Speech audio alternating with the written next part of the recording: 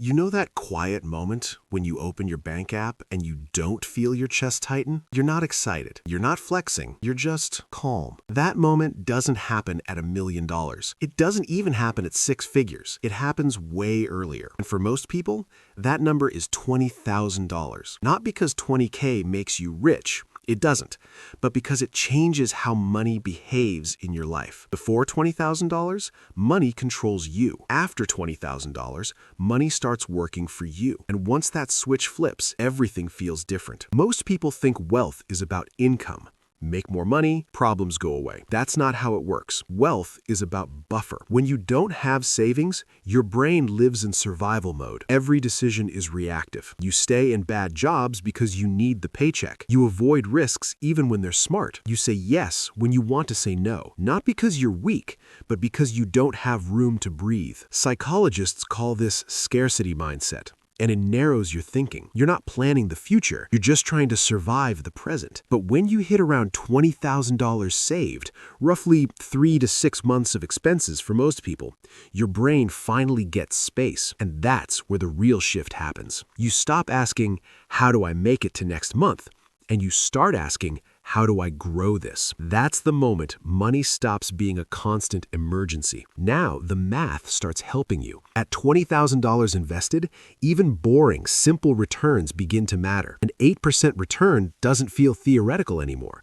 That's real money showing up without extra work. Same index funds, same strategy anyone can use. But scale turns percentages into progress. Your first $20,000 takes the longest. Every $20,000 after that gets easier. Not because you suddenly got smarter, but because your money joined the team. And here's what nobody talks about. Saving $20,000 changes who you believe you are. You proved you can delay gratification. You proved you can control spending. You proved consistency beats motivation. That identity sticks. You stop stressing over small purchases because you know you can handle big ones. And suddenly, problems turn into inconveniences. Car repair? Annoying, not catastrophic. Rent increase? A conversation, not a panic attack. Even better, you start seeing opportunities, career moves, investments, calculated risks. That's why people say money goes to money. Not because the system is rigged, but because having money gives you options, and options create leverage. This is also where your relationship with work changes. When you're paycheck to paycheck, you negotiate from fear. You can't push back. You can't ask for more. You can't walk away. But $20,000 creates what I call walking away money. You don't have to quit, but you could. And just knowing that changes how you show up.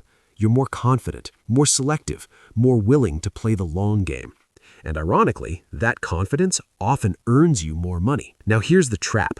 Most people hit $20,000, feel the relief, and immediately destroy it. New car, bigger lifestyle, expensive rewards. Don't do that. $20,000 isn't a prize, it's a foundation. That money is what separates people who look rich from people who become wealthy. Because once money starts working for you, the goal isn't to feel rich today, it's to stay free tomorrow. $20,000 won't change your life overnight, but it will change how money behaves in your life forever. And that's where real wealth actually begins.